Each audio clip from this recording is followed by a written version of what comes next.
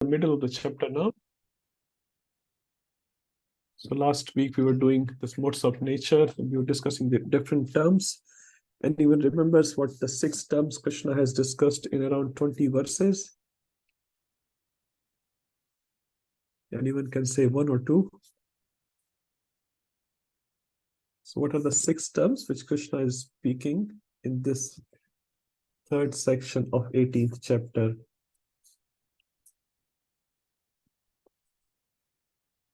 Okay, so it's Jnana, thank you, and Karma and Karta. So Gaya, he does not go in detail, he just mentions in one verse, and then he goes Jnana, Karma and Karta. So 3 things are there.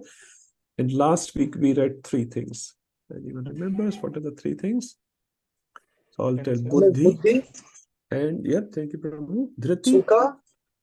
And Sukha. Yeah. So Buddhi, Dhriti, and Sukha. So let's do a quick revision on Buddhi, Dhriti, and Sukha.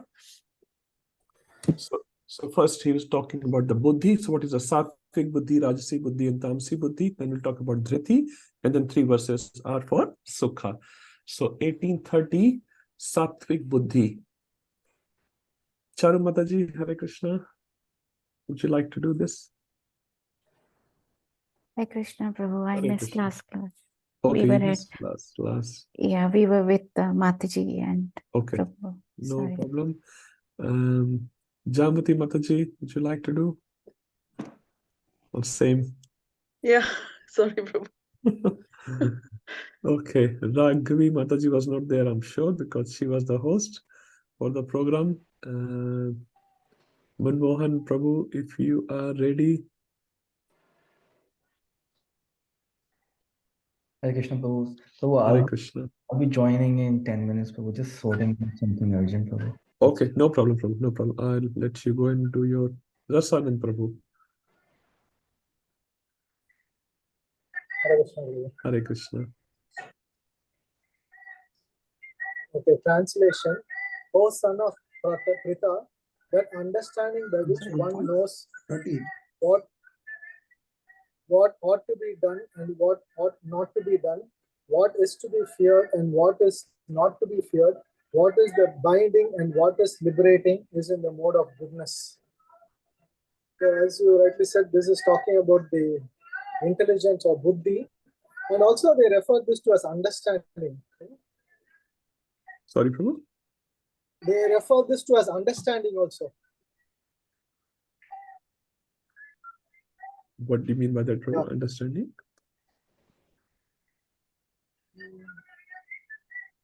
Oh, that understanding by which one knows. Yeah, okay. Understanding by which. Yeah, so buddhi. Yeah. Yes, Prabhuji, that's right. So understanding refers to buddhi here. Yeah. So what we understand, whether pravirtam is doing, that is basically, then nivrittam is not doing. So basically, whether the inclination, the natural inclination of what one tries to do. And you gave some example, like some child, automatically they like spicy food, or some people, they like sweets, or they don't like sweets, something like that. So that's one, which one has to understand what one should know to do or not to do. And the next factor is talked about karya akarya. That means again what one needs to be done and what need not to be done.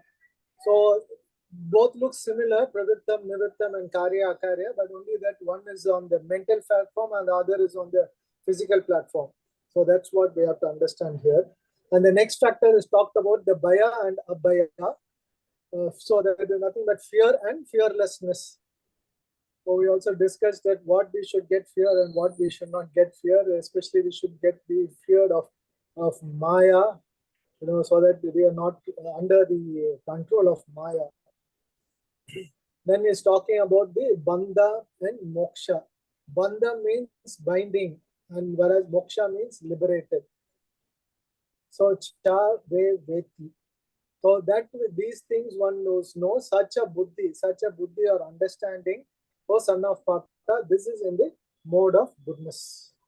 Yeah. So these are the 3 factors which we need to see: pravrittam, nivrittam, karya, akarya, bhaya, and abhaya.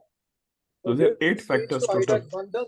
bandham, it leads to either bandham or moksha. Yeah. So what So 8 leads factors. to entanglement? What leads to liberation? So Liberation. one who knows or is able to discriminate in all 8 factors, his buddhi, his intelligence is known as sattvic buddhi. And obviously we discriminate and then do the right thing. Thank you, Prabhu.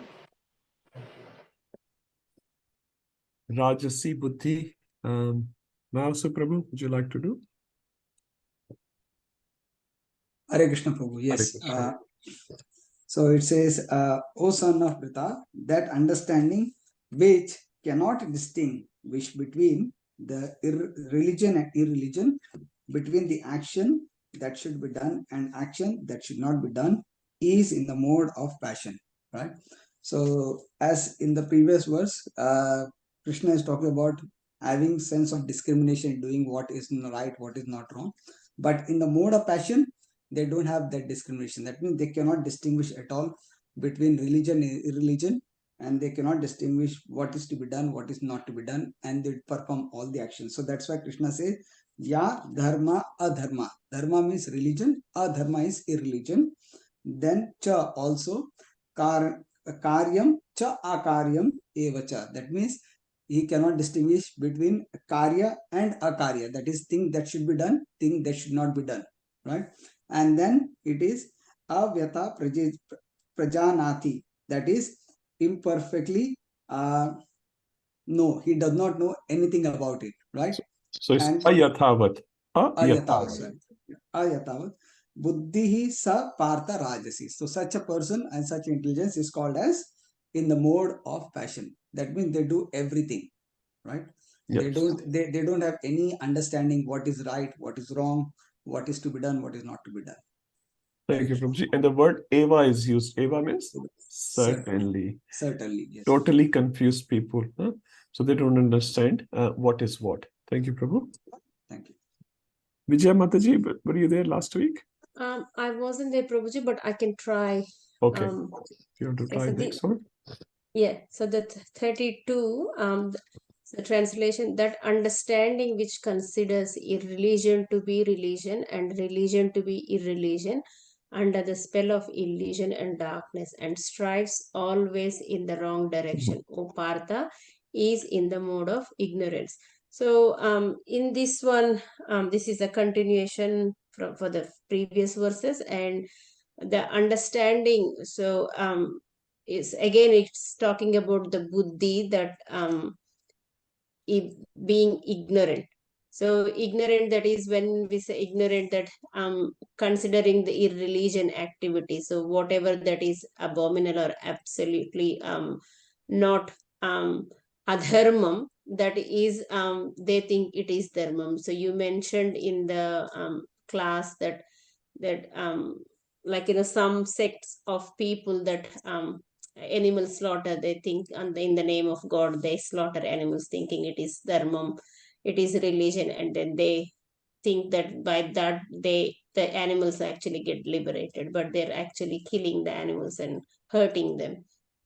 And So sometimes even humans also. They yes, try to eliminate human. humans as Yes. something, and they think they're helping God by Yes. killing innocent people. Yeah, so yes, and then sarvarthan viparitamscha. Sarvarthan So is sarvatha, all yes. things. Sarvartha and viparitam is doing all those things in the wrong direction, and that buddhi is in the mode of tamasic, Yep. tamasic buddhi. And here you see the tamas word is used twice. So buddhi tamasi, that's one word because we are defining. And why buddhi is tamasi? Because they are tamasavrata. They are covered by illusion, by ignorance. And when they are in ignorance, they do further activities which leads further ignorance, basically. And they always consider adharma as dharma. So completely opposite people, basically. Thank you, Mataji. 33, Vinay Prabhu, would you like to do? We're talking dhriti now, determination.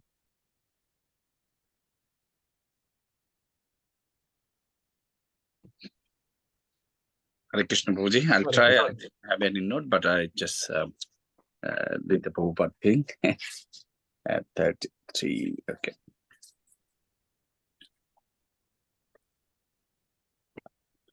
O son of Partha, that determination which is unbreakable, which is sustained with steadfastness by yoga practice, and which thus controls the activities of the mind, life, and senses, is determination is the mode of goodness. So, Dhitta Jaya Dharayate. Here is Dhitta is determination. Jaya is by, and by which, and Dharayate is once sustained. And Mono Prana Indriya Kriya. Okay. Mono is mind, Prana is life. The Indriya is sense, and Kriya is like the activities. Jogena Abhyavicharina, and who is doing this practice like Yogena Abhyavicharina. That means without any break. This dhirti is determination, Shapartha Sattiki. This kind of determination is mode of goodness. So that's it, Prabhuji. Hare Krishna. Okay, no problem. Just sort of explain Prabhuji a little bit. So Dhritya, that determination which dharyate, which sustains the kriya, the activities of three things. So we all doing three things all the time. We are doing some mental activity, some life activity, and some senses activity, or a combination of them. So, but sometimes we have weak determination, sometimes we have a strong determination. So a sattvic determination, goodness and determination, will sustain all this into the right direction. For what purpose? For the purpose of yoga. So all our mind, senses, and prana, our life, is dedicated for yoga. What sort of yoga? The adjective is given avyabhichari yoga. So vyabhichari means going at multiple places. Avyabhichari means focus fully on one aspect. So if we have that sort of determination, it is called sattvic determination. Thank you, Vinay Prabhu. Jai Dharma Prabhu, would you like to do 34? Hare Krishna, Prabhu, I Hare can try. Krishna. But that determination by which one holds fast fruitive results in religion, economic development, and sense gratification is of the nature of passion, O Arjuna. So in this, the mode of passion, it's been the, I can think of Dhruva Maharaj initially when he was trying to please the Lord.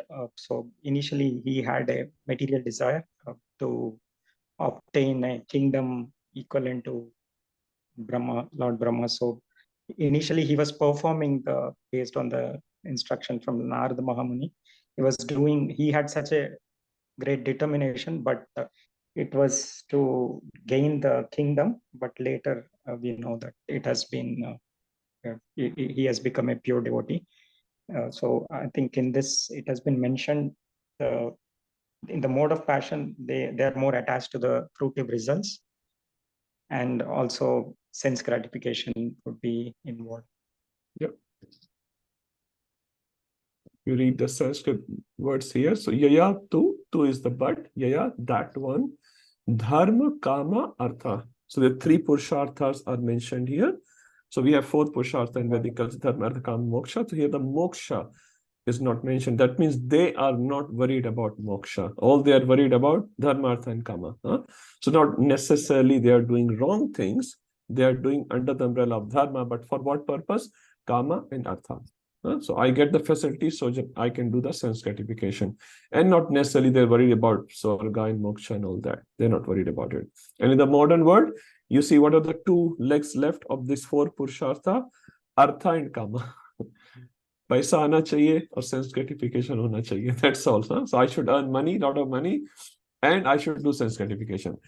Whether it comes by dharma or adharma, that really doesn't matter. Huh? So many people are involved in adharmic activities, irreligious activity, to earn money. For what purpose? To do sense gratification. Huh?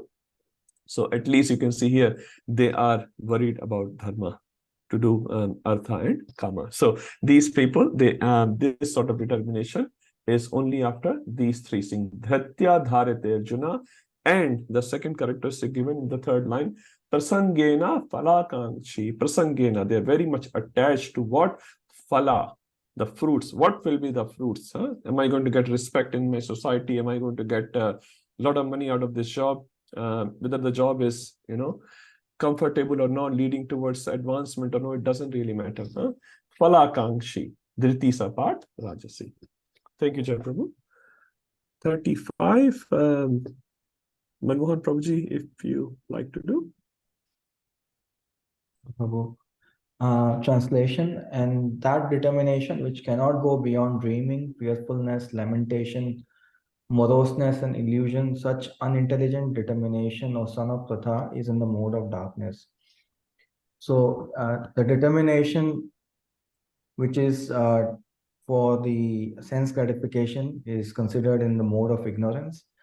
So these people are also determined, but they are determined to involve in the sense gratification activities, and they cannot go beyond fearfulness and lamentation, which is fear of losing what they have, so all the material positions. So they're always under that threat that whatever positions they have, they might lose them. Lamentation of whatever sense enjoyment they were having in the past is no more present. And the dreaming state is that, I mean, everybody is dreaming, but they're always living in a different state of mind. I mean, that's the understanding there. And then the moroseness is... Sapna can also refer to Prabhu, as you're saying, everyone is dreaming. Yes, we all have dreams, which is not connected to the reality. Reality, yes. So suppose your health only allows you to lift 10 kilo, and you say, next Olympic Games, I'll be the world champion. Right? Then you call it, come on, it's not a fault on you, it's that's how your body is structured. Huh? All you can lift maximum 10 kilo of weight, and you're becoming the gold medalist in Olympic. That's called dreaming. Yes. What is another meaning of dreams? So that's one, completely out of reality. Second is too much sleeping. Too much sleeping in a literal sense we are talking, and dreaming, or dreaming but not realizing that I'm dreaming. So many people, as soon as they sleep, they start dreaming, and they remember. Many people, they see dreams, but they don't remember their dreams. So all this relates to too much sleeping. So Swapnam can have two sort of degrees of meaning. Yes, Prabhuji, please continue. So these people are considered in the mode of darkness, or they are in the mode of ignorance. And they take pride in enjoying material objects. So basically all these things are all kind of directing that their realization is not beyond the material senses, like, they are always kind of thinking of doing more and more material sense enjoyment. And that is why they have these issues like fear of losing what they have, and they are always lamenting of what they were enjoying in the past is no more there. So that's all, I think. Okay, as a Vishad is there, they are always morose. No matter what they get, they're still morose. Sometimes we get something, we become happy. Sometimes we don't get something, we are morose. But these people are always morose. Even if they get 10 crores of profit, they're still like, "Are 10 crore hi aaya hai." Well, they're not satisfied. They're always in like negative state of mind. And madam pagal, so their interest may be something which an intelligent, wise person will say, "Malab, this is pagal, but this is crazy," but they like those crazy things. sometimes just self-inflicting some injections or like drugs or whatever. And sometimes I've seen in India, you may have seen it or not, they whip their own back. Huh? You remember? And they're bleeding in the back and they're whipping. And they consider that as a religious activity. Now, I don't know from what, huh? Taji, I think that's what they. Taji, okay. I don't know the name of the particular religious day. Yeah. They were remembering one of their saints who lost his life in a war or something, and like they are trying to punish themselves, saying that they were not present to help him at that time. Oh, okay. Yeah, I mean that's But, what. yeah, but that is yeah very, very different than what we call as spiritual. Yes. Very different than spiritual. Navimunchati. So Navimunchati, they never leave these things. So these characteristics, and they hold on to it, no matter what, you're trying to console them and say, okay, it's all right. They will just hold on to it in their negativity, in the depression state. Durmedha. There's one word is Sumedha, good intelligence. Durmedha, they have bad intelligence. Triti Saparth Tamasi. Thank you, Manvan Prabhu. The 36, Krishna will talk about the Sukha. It's an introductory verse here. The important word, I'll just read, Dukh Antam. So if you follow this, what will happen? Dukh Antam. Dukkha will go away. Let's see what 3 levels of Sukha is. 37. Who hasn't done? Who was present last week? So I consider that as no. So I go back to Rasan and Prabhuji.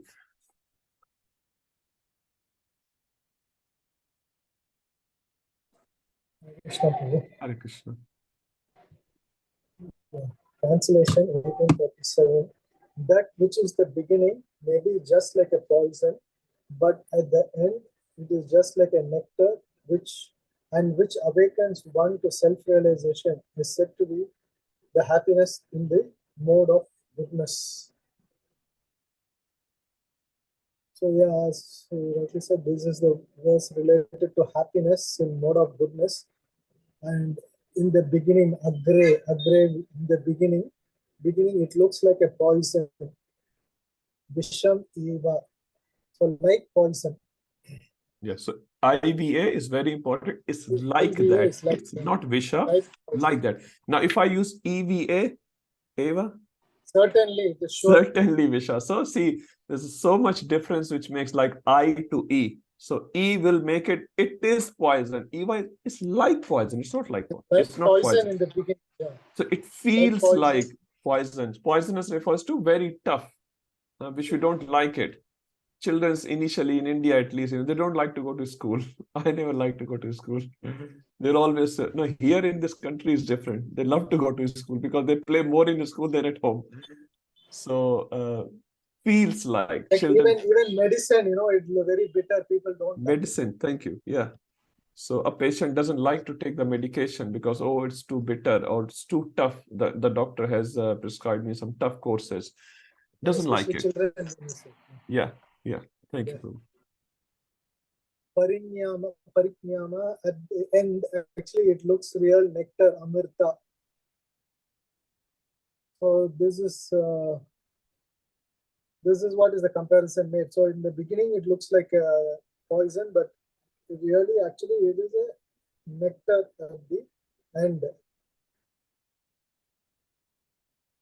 Awakens one. So basically, for one to be awakened, Parijnana, Atma Bhuktir Prasadajam. So this is for self-realization, based on this intelligent self-realization. So out of the satisfaction, they get this is in the mode of goodness. Yeah. So if we constantly... example, I can say chanting is one of the other examples. I will say initially people don't want to chant 16 rounds. They take it's a very big thing to be commitment to be made. But later on, how that it becomes a real nectar, the taste of chanting as they go. I'm still hoping that one day it feels like nectar. It's still doing out of duty. But our acharyas have said so one day we'll hope to experience. Another example Mahasa Prabhu was giving last week, and he was laughing or smiling. Mangala Aarti. He does it every day without fail. So For him, it's like Amrita, Amrita, Amrita. Okay, so we have multiple examples based on our different conditioning which we have. But if we follow the scriptural injunctions, which may feel initially very heavy, we don't like to do it, it's very bitter. But if we do it, pariname amritopamam, parinam, the eventual result will be amrita. Many times the elderly people says to the young children, do this, don't do this. But young children are just too much passionate. And sometimes they don't listen to elderly people because they are in passion, and elderly people telling them, no, it's good for you, it's good for you. But they don't understand it, and that's why they come into the mode of passion, sukha. Now, so Prabhu, would you like to do this? Prabhu, if no one is doing, I can try this one. Okay, Mataji, you can try. Translation. The happiness which is derived from the contact of senses with their objects and which appears like nectar at first but poison at the end is said to be the nature of passion. So in this verse, Krishna is talking about happiness in mode of passion. And the verse says, Vishaya Indriya Samyogat. So Vishayandriya So when there is a contact between the sense and the sense objects, this is samyoga. When this contact happens, then there is amrit in the beginning, and then there is also poison in the end. Also reminds me of that verse, Vishyavini Vartante. 259. Yeah. Yes, sir. And also from chapter 5, which it says Adi, yes, Adi and Buddha. So you are so good, in referring the verses. So it just says that a pleasure is like a sandwich between two sets of dukkha, and there is only a little bit of pleasure but more dukkha. So also reminds me, I think I had said this example, given this example before. Who is that Prabhu from New Delhi who just gives really wonderful class? Amog Leela Prabhu. So in one of the Bhagavatam classes, he was saying that our daily life, for us, chanting is identical. Every day we just do the same thing, chant 16 rounds, but the pleasure is unlimited every single day. But in our normal life, we try to do different things. We try to enjoy life in various ways, but the end result is always the same. It is only misery. So what this verse goes on to say is that when senses come in contact with the sense objects, then it gives some pleasure, but the end result is always unhappiness. And also what it does is it binds us to this Ferris wheel of life and death.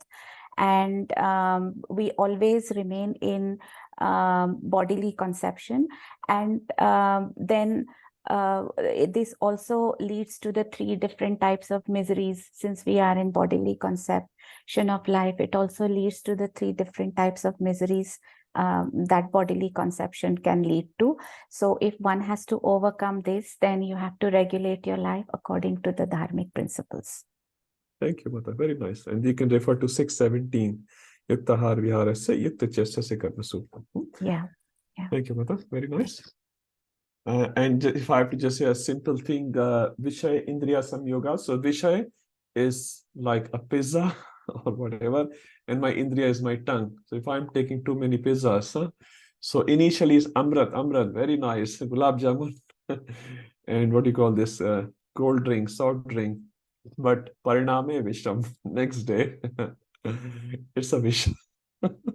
Just one example, So we can have these examples of eyes and the ear and the nose and the touch sense. So there are 5 senses which makes us do many things which initially looks like Amrita, but eventual result is Visha. Thank you, Mataji. Prabhu, also I think in chapter 2, Krishna says that if your senses can lead to downfall, then one sense can also result in your upliftment. So regulation of senses is, I think it said even one sense you let it open, it Yeah. will make your boat drown. Because if the boat is going in the water, if there's a small hole in the boat, which means one sense is open towards the material activities, then that can lead you to the fall down. Yep. it can, and similarly vice versa, just one sense can also lead you towards To upliftment. upliftment. Yeah. And the example is of the 4 Kumaras just by the smell of tulsi leaves. Tulsi smell, yes. And also Shaman. So I'm just remembering the Shaman. So Samradendriya, by listening Krishna Katha or Krishna Kirtan, we can get attracted. Sometime I know one devotee who saw deity of Radha Gopinath 40 years ago, and he said, "Main to mar gaya." Radha Gopinath ko dekh ke, you know, I was so impressed by looking at the deity. Huh? So he was attracted by the beauty of the deities. Huh? So many people get attracted by Shaman. Some people get attracted by taste. I was attracted by taste. I'm still attracted. Still eating prasadam. So I love prasadam. I still love prasadam. So I'm saying different people will have different indriyas who can become like the bridge for the first time. Thank you, Mata. Sorry, I'll just narrate one more incident, one Sure. story that Nitai Sevini Mataji just last week on Sunday in a ladies' class she was narrating. Yes. So she said there was this couple, husband and wife, they were just traveling from one place to the other. And as they were before traveling, the host gave them a lot of prasadam to carry in the flight. And first they said, no, we don't want it. But the host said, no, it's a long flight, just take it with you. And they packed massive copious quantity of prasad with them. So this couple then they just didn't know what to do with the prasad. The flight took off, and there was one gentleman sitting next to him, and he when time was there to eat, so this Mataji took down the prasad and she offered it to the person sitting next to her husband. Sir, would you like to eat this? And he just made a very distasteful face, and he said, no, I don't want to eat anything. Then he actually went, he called the air hostess and he said, do you have anything to eat? And the air hostess said, no, vegetarian food to eat. And the air hostess said, no, sir, we've just run out of this food. And so this Mataji again got up, again got her packet box down, and she said, Prabhu, do you want to eat this prasad? We have enough. And this gentleman, he just started crying. So Mataji's husband asked her, what happened? Why are you crying?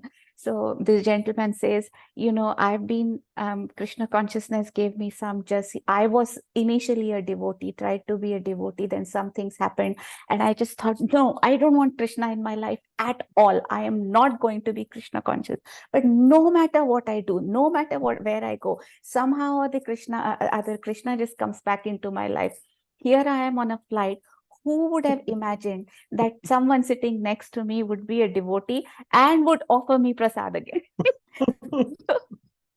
So Mataji was saying, once you become Krishna conscious, even if you want to go away from it, Krishna doesn't allow you to go away from it. In some way, shape, or form, he'll come in your life. Keep chasing you. So it was just really nice. Amrendra Prabhu was saying in one class very nicely, he said, Thakur ji एक बार पकड़ लेते हैं तो छोड़ते नहीं है. Once Krishna adopts you, he never leaves you. Huh? And he was giving example of Putana. So, when Putana came and Putana was saying, leave me, leave me, leave me. But Thakur ji ne pakad liya hai. Krishna has grabbed you now. He is not going to leave you. Huh? So it's like that, this gentleman. I want to run away from Krishna, and Krishna is running after him. Very fortunate gentleman. Okay, nice example, Mataji. Thank you. 39, last verse. Who would like to do?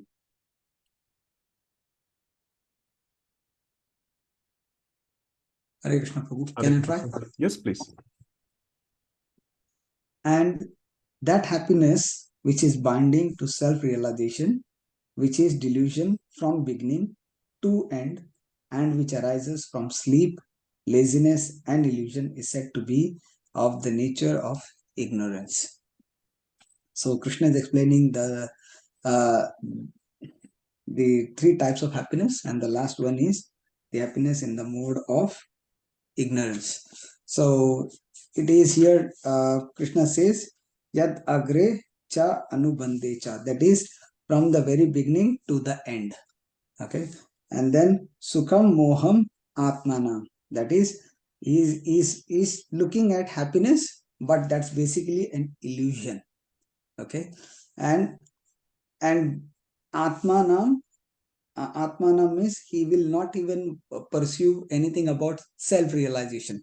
Means right from the birth to the end, he will not understand the fact as to why he is born in the first place, why he is a human being, because he is actually in the illusion, and the illusion is that he is actually running after happiness, but that happiness really does not exist. Okay, and in that pursuit, what he does is actually that sort of person is considered to be a lazy person, right? And then not only that, he will actually become lazy in nature. Then it is pramadda, which is illusion, and then also uh, that actually produces means that happiness that he's enjoying is basically happiness in the mode of ignorance. So it's basically to tell you, like, everyone, that's what I actually pursue, because most of the people run after happiness, but there is no happiness. And eventually then people get sick and tired of it. But still, one fine day, Maya again knocks at the door, say, hey, here is one more opportunity. Let's work for it. Okay, so as Bhagavatam says, that laziness, when it was mentioned, right, in the Kali Yuga, laziness is not that we are physically lazy. Laziness is in the mode of not looking at self-realization, right? Because no one wants to know, okay, there is a world beyond than this, right? No one wants to know there is a real happiness also. They feel that whatever material happiness they see around is actually the real happiness. And that's how they're always blind. And because they're blind, they can never see themselves in the mode of self-realization and take up Krishna consciousness. That's all I can say. Thank you very much. Hare Krishna. Thank you very much. And the reference Prabhuji just gave us 1:10 Prayan Alpuja Sabya Kalavasmin Yuga Jana Manda Sumanda Mateo Manda Bhagi Padrataha. So it's very nice reference. So people are manda not in working hard in the material world, they are working actually extremely hard, but manda towards the self-realization. Thank you, Prabhu. And just top line here, agre anubandhe. So if you remember, the same words are used in all three verses. Agre in the mode of goodness was visham eva, like poison. But anubandhe, the end paranama was amrita. And then the previous verse, the position got changed. Initially it was amrit, looks like amrit. Pariname was visha. And here is saying initially or end, they both are just binding, means no contemplation at all. Thank you, Prabhu. And I think we did 40 as well, where we literally said there's no one in this material world, material existence, which is out of these three modes. So we read all these six terms: karma, karta, jnana, buddhi, dhriti, and sukha. Now Krishna is saying everyone is under these three modes, and the problem is everywhere. Now, if the problem is everywhere, Krishna, being a smart teacher, is telling the solution as well for everyone. So let's start looking at the Varnashram. This is all under Karma Yoga, which we are reading, how Varnashram is and how it can be spiritualized. That's what we'll read in next few verses. Now, who has come today only? Say, Radhi Mataji, would you like to do one verse? Yes, Prabhuji. Hare Krishna. Sorry, Prabhu. Just I'll open in my thing. Sure. Brahmana Kshatriya Visham Brahmana Kshatriya Visham Shudranam Cha Parantapa Shudranam Cha Parantapa Karmani Pravibhaktani Karmani Pravibhaktani Swabhava Prabhavair Gune. Swabhava Prabhavair Gunaiha. Translation: Brahmanas, Kshatriyas, Vaishyas, and Shudras are distinguished by the qualities born of their own nature, in accordance with the material modes, O chastiser of the enemy. Thank you, Mataji. So now Krishna is starting the Varnashram, and initially he says there are four types of people. Brahman, Kshatriya, Visham here refers to Vaishya, not Visha like poison. So Visham refers to Vaishya. So Brahman, Kshatriya, Vaishya, and Shudra. Hey Parantapa. Parantapa refers to, oh, subduer of enemy.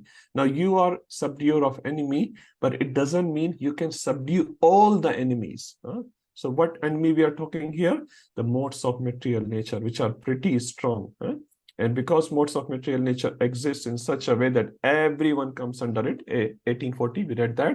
So what Krishna has done to solve this problem, Karmani prabhivaktani. So karmani, the karma, the duties, he has vibhakta. Vibhakta means separated. He has separated the duties of different varnas. Swabhava, how he has separated the duties? Swabhava prabhavair gunaiha. So as per the swabhava of each person, so every person will have a swabhava. Now how that swabhava comes, that's also due to the interaction of modes of material nature. Huh? Someone can have a sattvic swabhava predominantly, we're talking. So someone can have a passionate swabhava, someone can have ignorant swabhava. That swabhava he has achieved. Now how he has achieved? Again, what actions he has performed in the previous life. So we're not going there. But he has achieved a particular swabhava. Based on the swabhava, natural inclination, we're talking about vrittis here. Huh? Vritti means natural inclination. We read about 8 types of vritti earlier, not dhritti, buddhi earlier. Huh? So the first one was pravrittanicha, nivrittanicha. Huh? So what is pravritti and what is nivritti? So here we're talking about that pravritti, the natural inclination, natural swabhava. Based on swabhava, Krishna has divided the duties of different varnas. So let's read that. So but now we are going to read the swabhava of a Brahman, Kshatriya, Vaishya, and Shudra. The Prabhu, prescribed duties. I Yes, ask a Mataji. question? Yes, sure. So, Mataji. Prabhu, you were saying that that we all have some swabhava. Yes. So, but we also, in the previous chapters, saw food in mode of goodness, passion, ignorance. So we are essentially what we eat. So how do we Yes. understand that while someone can be eating very sattvic food, but their vritti may not be so sattvic? Absolutely. So how do we reconcile these two statements? Yep. So I think we discussed about it.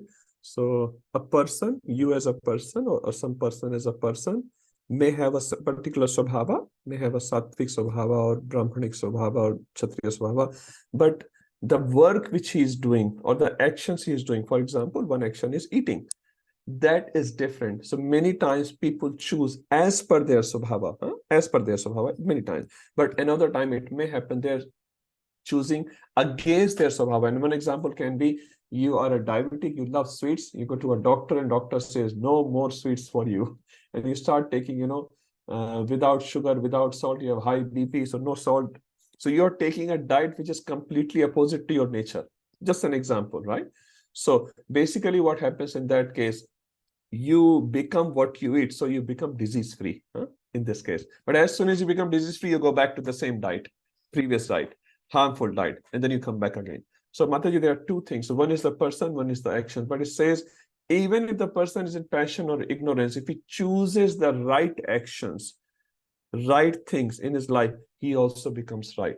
And it also impacts, suppose he is a right person eating a wrong food, he will have impact. He's eating non-prasadam stuff, very spicy chili, even material level, it impacts. So both things are there. So one builds another basically. And that's why Shastra recommends under any circumstances, we should choose the goodness activities. Prabhupada said we should practice bhakti at least from a sattvic platform. What does sattvic mean? Even if I don't like getting up early in the morning, I get up early in the morning. Even if I don't like taking khichdi prasadam at 9 o'clock, I still take it, as far as it's healthy for me. So I choose all these goodness activity, although I am in ignorance because I have a background where I was taking drugs, alcohol, and whatnot. That's fine. But I choose a goodness lifestyle. What happens over the period of time? If I choose goodness, I cultivate goodness over the period of time, consciously realizing the importance of it, I also become a person in mode of goodness.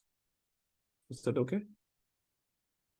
Yes, Prabhu, but you are talking of someone voluntarily choosing goodness. Yeah. But I'll just talk about myself. My natural inclination towards food is very sattvic. But my natural inclination to all other activities is very in mode of passion and ignorance. So these two they don't align. So that was what I was trying to understand. Okay, it's a practical question. So that's why Shastra recommends as much as possible, we should choose the activities in mode of goodness. We should try to do them in mode of goodness. Although by default, our nature may be very different. and that can be tuned. And Amok Lila Prabhu gives this example. Even Chaitanya Prabhu also gives this example of it's like your browser.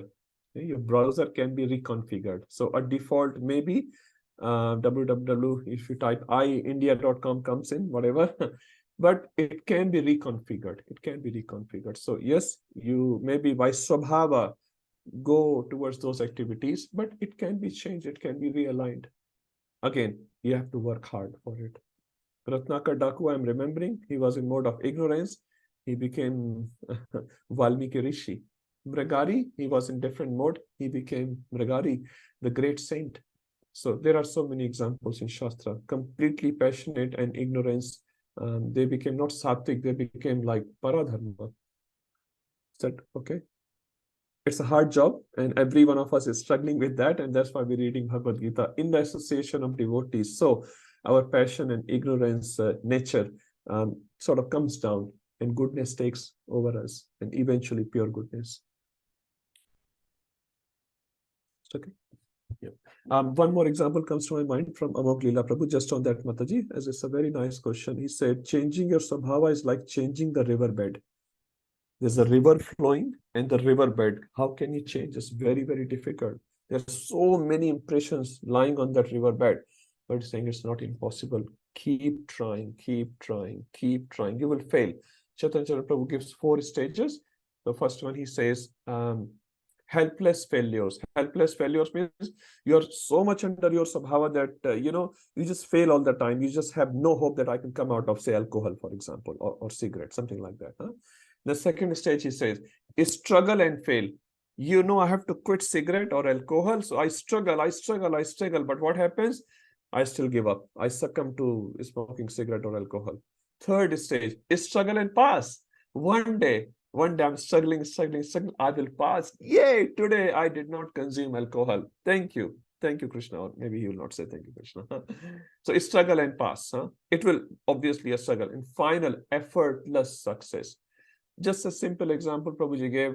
Some people coming to Krishna, before coming to Krishna, they might be eating meat or taking alcohol, which was very difficult for them to quit meat. But now you ask, just the name meat will, put you out of the nature. You can't even smell now, the smoking part of the. So Chaitanya Prabhu was saying, some things we have experienced which have changed in our nature. Other things are still not going. And we are saying we've been so-called devotees for 20 years and I'm still same person, same karma, same krodha, same lobha. He's saying, but some things have changed. That means process is working. So something which has not yet changed will change in due course of time if you keep trying. Will change. So Prabhu really gave nice examples. I really like. So it's helpless failures, which initially we all are. Then put the effort, put the struggle, but still you fail. But that's all right. You at least struggle to come out. You still fail, no problem. And then struggle and pass. And then effortless success, which like sannyasis. Sannyasis don't have to control their mind, after seeing something. For example, male-female attraction, Chaitanya was saying, if you are able to open the mind of humans, generally speaking, the male-female attraction will be the top rank. Top rank. That's how we are. We are bound in this material world by this male-female attraction. For unlimited millions of births, we have this male attracted to female, female attracted to male. He said it will be a top rank in the mind if we were able to open the mind. How would you sort of do that? It's difficult. But he's saying, like advanced transcendent, they don't have to control the mind. Their mind is automatically controlled after a lot of practice and lot of tapasya which they have done. So one day process works. My Guru Maharaj says process works. You're not following it correctly. Huh? So one day it will happen. Huh? One day our anarthas will go away. Is that okay, Mataji? Okay. I'm just repeating the words of our seniors. I don't have much realization, or I should say no realizations. Okay, sorry, I skipped that first verse. So we have done it. Okay, 1842. This is very important verse. Again, I don't know whether it's in the exam list, but you must remember this 1842 and 43. Very, very nice verses. Prasannatma Prabhu, would you like to do? Yes. Hare Krishna Prabhu. Hare Krishna. Shamo Shamodamastapa Saucham Samodamastapah Saucham. Shantir Arjavam Evacha Shantir Arjavam Evacha. Jnanam Vijnanam Astikyam Jnana Vijnanam Astikyam. Brahma Karma Swabhavajam. Brahma Karma Swabhavajam. Translation: peacefulness, self-control, austerity, purity, tolerance, honesty, knowledge, wisdom, and religiousness. These are the natural qualities by which the Brahmanas work. Hare Krishna. Thank you, Prabhu. So Brahma Karma Swabhavajam. So person who has a Swabhava of Brahmana, Swabhava means natural inclination. No one is like training him and forcing him. Swabhava. His Swabhava is like that. And he will adopt these 9 activities. So Krishna explains 9 qualities of Brahmans here. And then we'll explain 7 qualities of Kshatriya. So let's see what these 9 qualities of Brahmana is. Shamo. Shamo, anyone remembers? We have discussed this earlier. Shama and Dama, there are 2 words, probably goes together. So Dama and Shama. So it's not Dama, Asthama. In Hindi, there's a word called Dama. So we're not talking that term here. Dama refers to Indriya Daman. Indriya Daman means sense control and Shama means mind control. So it says, the best is mind control. Again, example of a cigarette or alcohol bottle. Some people see the alcohol bottle and their mind starts reeling. Oh, so nice this, and then they start getting tempted, huh? But they remember the doctor's advice was, I should not drink alcohol because I'm harming my liver further or my body further.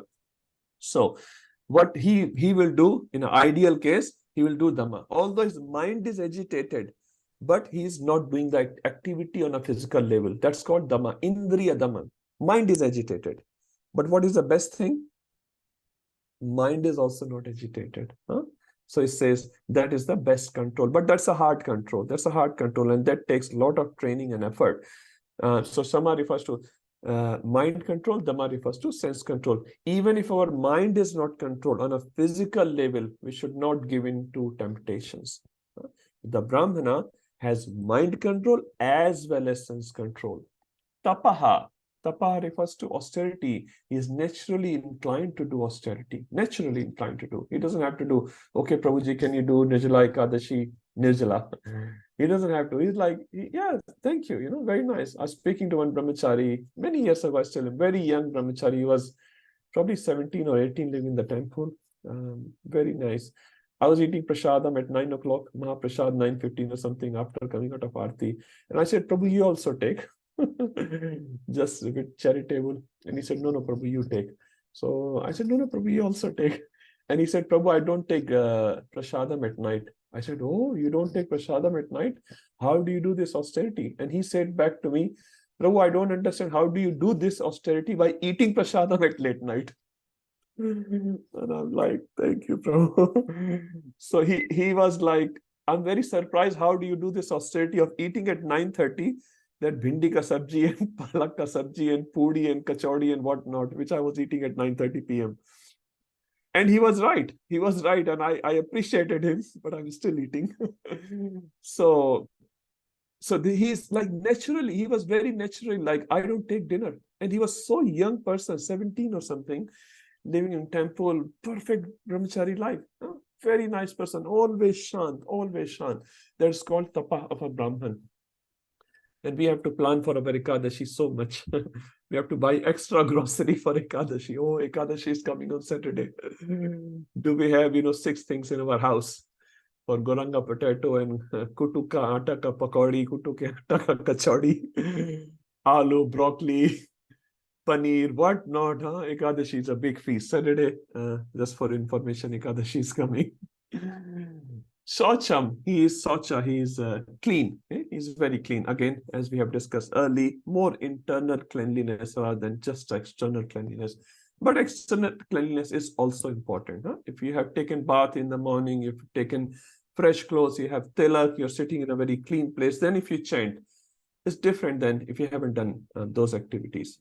But again, even if you have not taken bath, you can still chant. Most important thing is the spiritual activity.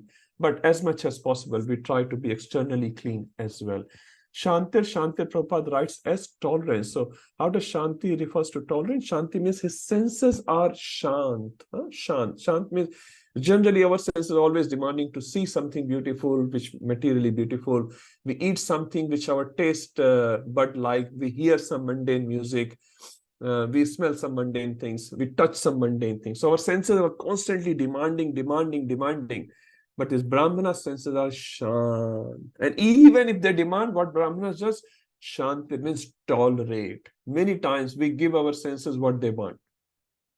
Nitai Sevni Mataji gave a very beautiful example. Senses are like children. Mind is like wife and buddhi is like husband. So many times children, you go for shopping and children, Mama, ye chahiye, Mama, I want this, Papa, I want this. And Papa will say, no. Mama will say, Are dilado na. Let him buy this. What's the big deal? It's only $5. And Papa will say, no, he already has so many cars, another car. So ideally in Vedic culture, no, we're not. In the modern culture, it's very hard to say who's husband and who's wife. Sometimes husband behave like wife behave like a husband, or other way. It's all mixed up, khichdi. Generally, in Vedic culture, it was like that. Wife may get attracted to the things which children are demanding, senses are demanding. But our buddhi is supposed to be like a tough person, like a husband, which controls saying for wrong things, he says no. This thing we don't need in our house. So he says no. And wife, again, in Vedic culture, supposed to obey. And that tells the children, tells the senses, basically, mind tells the senses, no, our buddhi is not allowing it. Buddhi says, long term, I don't get any benefit. Prayas is there, but Shreyas is not there. So buddhi says to mind, no, I don't want it. Although senses are demanding, yeah, I want chocolate. Children are saying chocolate. Mama saying, dilado. Papa says, no chocolate. So it's very nice analogy Nitai Mataji gave. So buddhi is like husband, which is supposed to, lead in a right direction, obviously. Wife is mind. Mind may wander here and there, and senses are like the children. So a proper buddhi should control, not the other way. Senses demand and we go, okay, today we're going for movie. Let's go to movie. Today we're going in a restaurant. Let's go to a restaurant. So senses will keep demanding. But this Brahmana is saying shanti, tolerate. First, his senses are shant. Even if senses demand, his buddhi says no. Shamaha. Rasanand Prabhu, is a point on this one, or I can complete this and then come back to you? No problem. Okay. We'll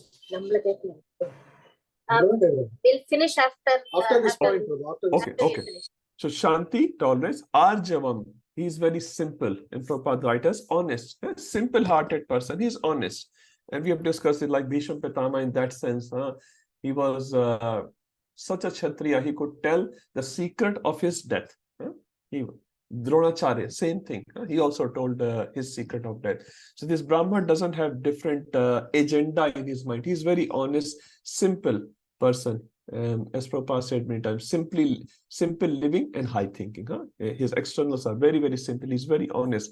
Eva, certainly. And three more qualities he's telling. Jnanam, so he has knowledge about Shastra, not he's a structural engineer, mechanical engineer, he's a doctor. Yes, that may be the profession, but he is Jnanam. He has this knowledge. And on top of Jnana, we discuss a theory, and Vigyan is realization. He has realized knowledge, not just a piece of information. Many times, we as devotees as well, we have a lot of Jnana, but very little Vigyan, very, very little Vigyan. We don't have realization, or very little realizations we have. And same Jnana, a sannyasi will have, or a very senior devotee will have. He will have lot of Vigyana. My spiritual master was telling once, he was traveling in a taxi in India, and he was trying to remember a verse which he could not remember, but the taxi wala, he completed the verse. And he was telling this in the class in Sydney. He said, oh, the taxi wala knew that verse, I didn't know. So he said, I came back and I learned that verse. But he added on to it. He said, but knowing that verse, literally in words, does not mean that taxi wala person is applying that verse. And he was just telling about himself, but we apply that verse. So that's the difference. Many times we may know a verse which a sannyasi or a senior devotee may not remember in the class, but that is not so important. The so important part is that person is living that verse. I only know that verse by lips. So this Brahman has Gyan as well as Vigyan. And the last word, very important, Astikyam. Astikyam refers to he has faith in Vedic scriptures. Now, nowhere in these 9 qualities Krishna is mentioning this Brahman is a devotee, should be a devotee, he should perform Vishnu worship, not like that. And this is why the last word is important. Not all the Brahmanas will be devotee, because Brahmans is also be of different category. And Astikyam, he would have faith in Vedic literature, does not necessarily mean that he is a devotee. And that's why you remember Bhakti Siddhanta Maharaj organized this seminar in India, Brahman versus Vaishnavas. So first 3 days he was praising Brahmanas like anything, and all the Brahmanas were in his party. And the next one day he spoke about Vaishnavas, and he said Vaishnavas are much higher. Prahlad Maharaj also in his prayers he says, sorry, not his prayers, in his teachings. In his teachings, he explains 12 qualities of a Vipra. 12 qualities are there in Brahman. But then he said in the 3rd line, if this Vipra is not a devotee, he is worse than a person who is a Swapach. Swapach means kutta khane wala. Swa means kutta, dog. One who eats dog. But if he is born in a family who is a Swapach, but he becomes a devotee of Lord Vishnu, he is much better than a Vipra who has these 12 qualities. So Vipra or a Brahmana can have those 12 qualities and still may not be a devotee. Example, live example in Shastra, Shukracharya. We see in the Bali Maharaj pastime, Shukracharya is telling Bali Maharaj, he is Vishnu and do not surrender to Vishnu. He is telling that, right? Long story short. And Bali Maharaj is like, what? Guru Maharaj, you only told me Jnana, or you should surrender to Vishnu. Now Vishnu is live in front of me, you're saying don't surrender. So that, again, the pastimes have different meanings, but there we see Shukracharya is still a Brahman. Krishna or even Bali Maharaj does not chastise, oh, you're a fake Brahman. Does not say that. Actually, he is still addressed as Brahman. So which clearly shows Brahman can have other qualities, may not be a devotee of Lord Vishnu. And that's why Krishna very smartly using the word Astikyam, not Bhakta, Astikyam. He has faith. Brahman can also be a Purohit Brahman. We read what's his name, Vishwajit, who became the guru of Indra, and Indra cut off his 3 heads. He was also a Brahman, not a devotee. So there are many examples in Shastra where Brahmans are Brahman, they are respected as Brahman, but they may not be necessarily a devotee. So these are the 9 qualities Krishna mentions. Yes, Mataji. Vijay Gopi Mataji, you had a question? Yes, Prabhu. In ISKCON, we do give the Brahmin initiation. Can you hear me, Prabhu? Yes, I can. In ISKCON, we do give Brahmin initiation. Yes. Prabhu, is that like we have to develop the quality to get the initiation, or by getting the initiation, we develop the quality? So which way is correct? Okay. Very nice question. First, about this Brahman initiation, which is in ISKCON is considered very high, and it is very nice. By this Brahman initiation, you get the opportunity to chant Gayatri Mantra, which is more about the purity, and you come closer to the Lord. Now, Mataji's question is, do we develop the qualities and then take the initiation, or you take the initiation and then develop the qualities? So in our Gaudiya Vaishnava Sampradaya, which we are part of, it's always about Chaturvarnyam Maya Shashtam Guna Karma Vibhagashaha. It's not Janma Karma Vibhagashaha. Now in Mahabharata, you see Yudhishthira Maharaj says to Nahush Maharaj, which is the body of a snake, he says, Janmana Jayate Shudra Sanskarat Bhaved Dvija. So Janmana Jayate Shudra. By Janma we are Shudra, Sanskarat Bhaved Dvija. By Sanskar we become Dvija. Krishna says in 4:13, Guna Karma Vibhagsha. So by Janma means initiation, we are all Shudra. So by Janma you get nothing actually. So many people in ISKCON and outside as well, and we may also be struggling in that sense, get the certificate of initiation, whether it's first initiation or second initiation. But they may not be even chanting Krishna's holy name. They may not be following the other principles which we are supposed to follow and all that. So that's not so important, to be very honest. You have the initiation. When I think Radhanath Maharaj himself was saying one class, if I'm not wrong, he was saying, you get initiated, you get a name Das or Dasi, and then you start feeling like others should call you Prabhu, and then later you start competing with Mahaprabhu. So that sort of janma or initiation actually has not much value.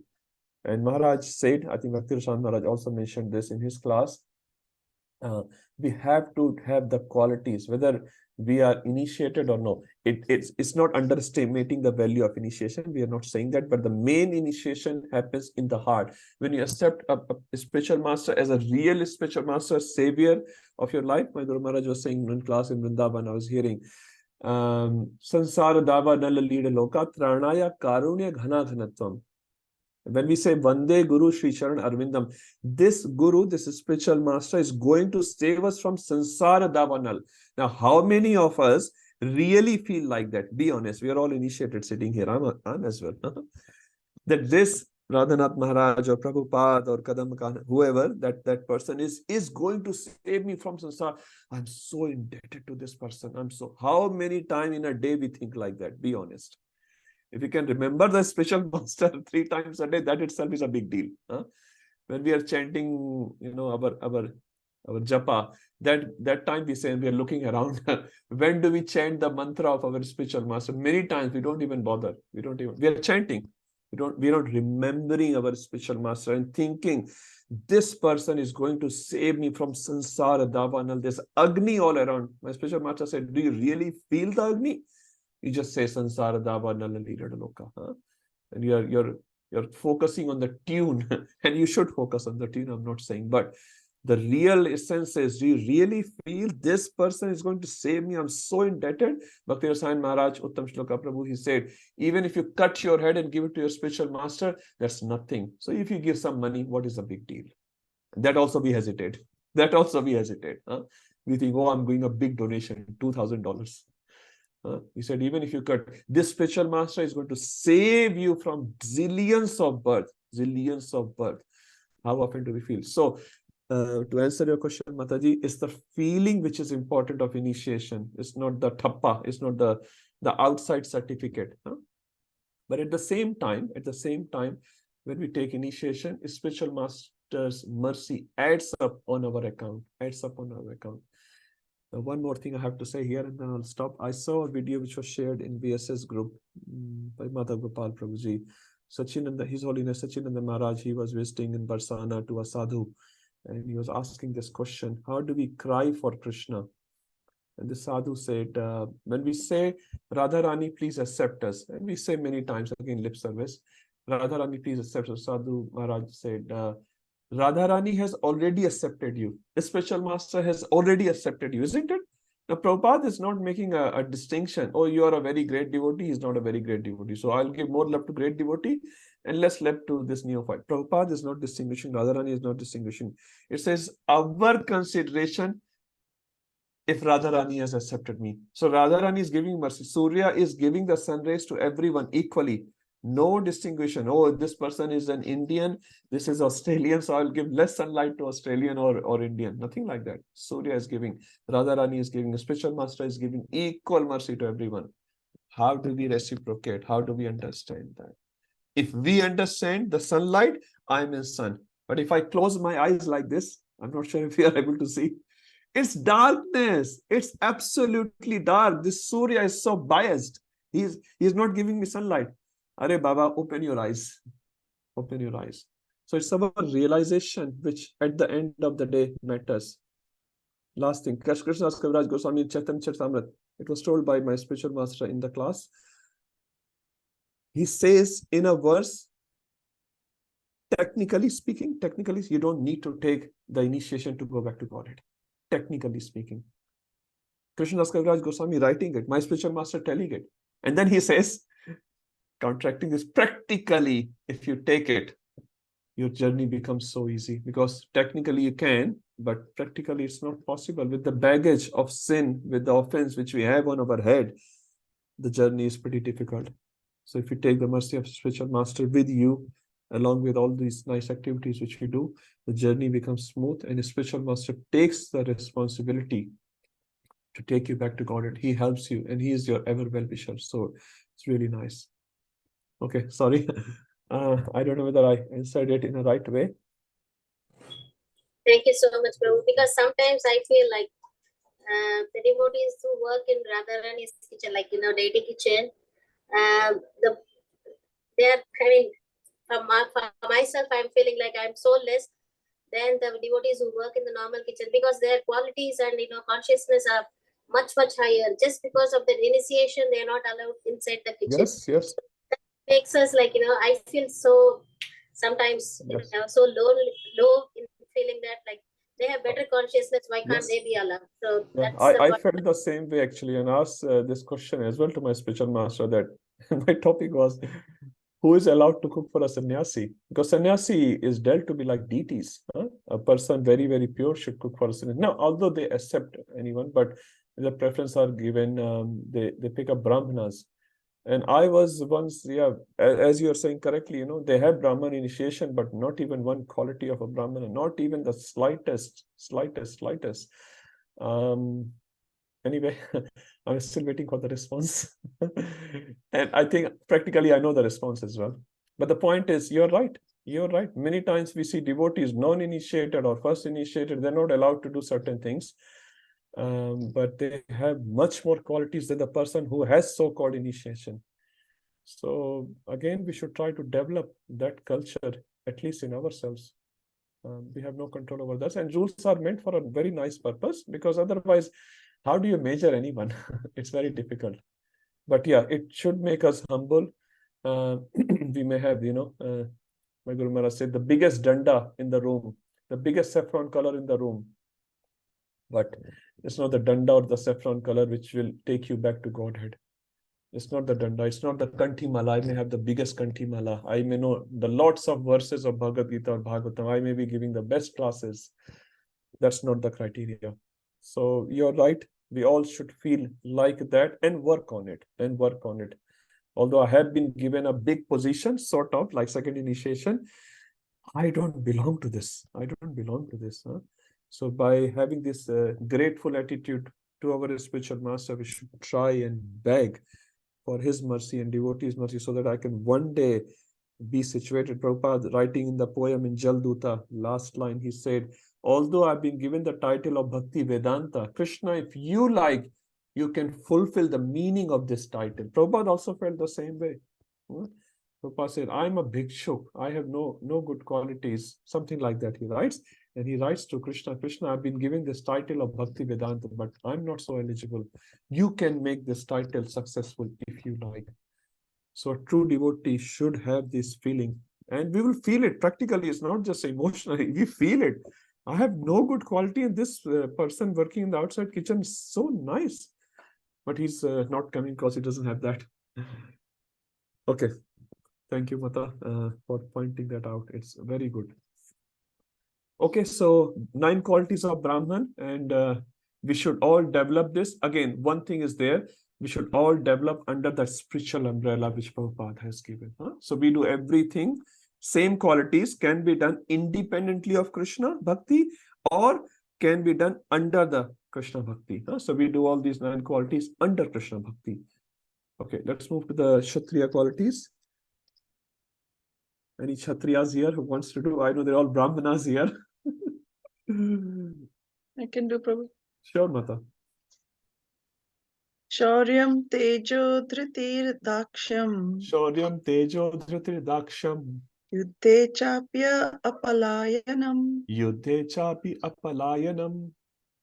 Danam ishvara bhavascha. Danam ishvara bhavascha. Shatram karma swabhavajam. Shatram karma swabhavajam. Heroism, power, determination, resourcefulness, courage in battle, generosity, and leadership are the natural qualities of work for the Kshatriyas. Hare Thank you, Krishna. Mata. So the previous verse was Brahma karma swabhavajam. This is Shatram karma swabhavajam. Shatram refers to Kshatriya. The definition of Kshatriya in Shastra is Shat trayate iti Kshatriya. Shat means harm, trayate means remove or protect from harm. One who protects you from harm is a Kshatriya. A simple example can be seen: soldiers or the police people. They protect citizens from the harm. So they are called Kshatriyas. Arjun is a Kshatriya. He's trying to protect the citizens from the adharma of Duryodhan. Kshatriya. So Kshatrayate iti Kshatriya. So what is the swabhava of a Kshatriya? 7 qualities are mentioned by Krishna. Shauryam. Shaurya means heroism. So he is like a heroic character. A simple example we can see from a movie. If a hero is beating a villain, you all enjoy? Be honest, we all like it. India is beating another team. We love it. So heroism. Heroism means like he's doing some heroic acts, which makes him a distinguished character. He has this heroism. Arjun was a hero. Hanumanji was a hero. In Sundarkand, if you see, practically whole Sundarkand is filled with the activities of Hanumanji. Lord Ram is practically not present there. I think only in the beginning and only towards the end, but practically he is a hero of Sundarkand. No, hero obviously in a proper attitude. Obviously as a servant, he's a hero. But servant can also be hero. Arjun is also a hero of the war. So different. Shauryam, he's a heroic. Tejo, and he's very powerful. So hero is not like a fake hero, like in today's movies, we see hero. They're all fake heroes. Even they show their body build. That's all fake actually. It's all fake. But if you look at Hanumanji or Arjun, I'm just giving 2 examples. There's so many. Parikshit Maharaj, they had real powers. Parikshit Maharaj, for example, he was such a powerful person. Kali Yuga fell at the feet of Parikshit. Now imagine, we are impacted by Kali Yuga so much. So many qualities of Kali Yuga. This King Parikshit is so powerful, Kali Yuga bent down, and Parikshit had the power to punish Kali Yuga. Just imagine how powerful he was. How powerful. Bhima, so powerful. When Bhima talks, he talks less in words and more in the gada, more in the club. He had the bala of 10,000 elephants. So he's very tej. Arjun is shooting an arrow to Jayadratha, for example. Jayadratha is also not a normal warrior, but he's shooting arrow with such a power that it cuts off the head of Jayadratha. And not only that, the head travels all the way to his father, who's worshipping some demigod in Himalayas, and falls on the lap of his father. Just imagine if you have to throw a ball from one corner of a boundary to another corner of the boundary. I go to this Chatswood Oval for japa and walk, japa walk. And the oval is quite big. Once I was playing this football with my son, and I kicked the ball, it could hardly travel, 10 meters distance or something like that. I see other young boys playing. They can literally throw the ball from one corner of the oval to another corner of the oval. But after that, they will also not be able to do much. Oval must be, I don't know, 50, 100 meter wide, something like that. But Arjun is throwing this ball of a head of Jayadratha thousands of kilometers. Hanuman carrying mountain, thousands of kilometers. That is called Teja. Powerful Kshatriyas are there, not fake power, who just press a button sitting in the room and you kill thousands of people with a bomb. That's no Teja. Dhritir, they are very determined. If they take anything in their head, they do it. Example comes to my mind, Bhima, when Draupadi saw this 1,000-petal lotus flower, she said, "Oh, this is such a nice flower. Bhima, can you get me more of them?" Bhima said, "Sure." And Bhima had to go all the way to Himalayas, fight with Yakshas, and finally he got it. He's very determined. Daksham, they're very expert. Example can be Drashtadumna arranging this military phalanx under the guidance of Krishna and Arjuna, obviously, but he's such a nicely arranging the whole army. Bhishma Pitama, very daksha, very expert in what they are doing. They are leading a big army, like I think Gauranga Prabhu said there 64 crore people were present on that battlefield. 64 crore people. Just imagine someone managing them, like one person managing one side, one person managing another side. How much expertise you have to have. Yuddhe cha api apalayanam. And once Kshatriya enters into the battlefield, he only does 2 things. Either he dies on the battlefield and attains the Swargloka, so 237. Hato va prapsasi swargam. So Hato means if you get killed, prapsasi swargam. You attain Swargloka. Hato va praswargam. Jitva va bhokshase mahim. If you win the battle, bhokshase mahim. Mahim means Prithvi, earth. So if you win, you earth. If you die, you go to Sarvaloka. So Kshatriya never shows his feet. Feet means back in the battlefield. Manusmriti says two things about Brahman and Kshatriyas. A Brahman who hesitates to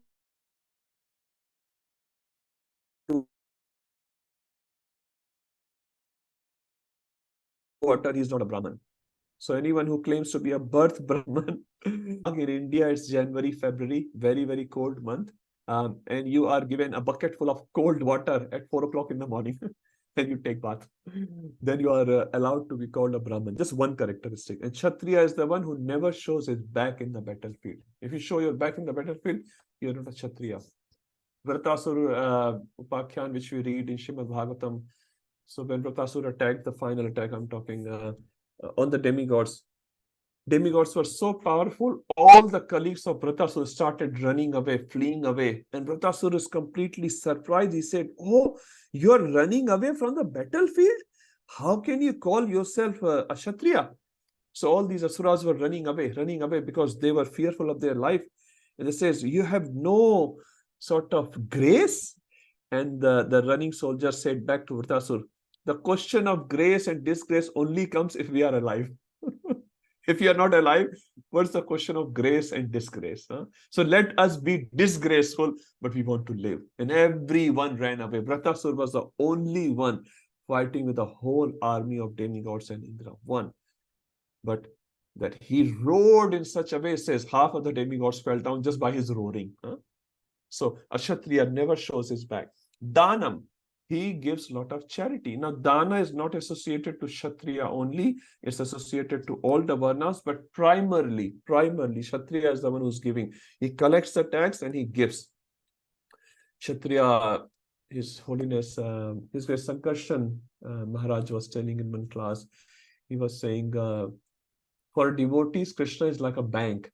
So devotee deposits all the money, I'm talking physical money here, deposit all the money in Krishna bank, and whenever we need money, devotees need money, Krishna provides. Huh?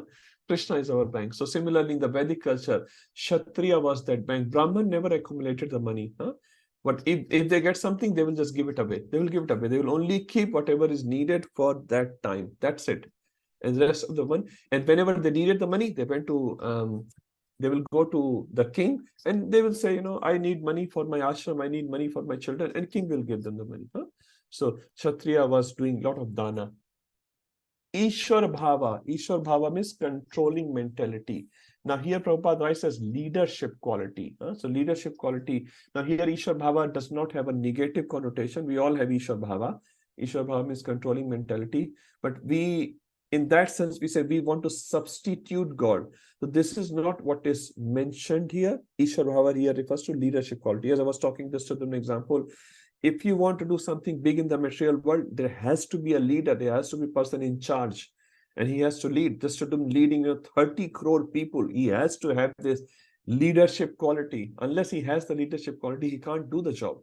So Ishwar Bhava here is mentioned as a positive quality of Kshatriya, not as a negative quality of a Jiva, which we all have to a certain extent. We all want to control other people.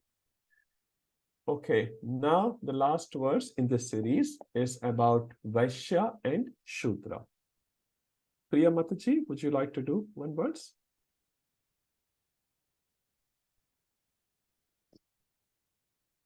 Krishna Prabhu. Hare Krishna.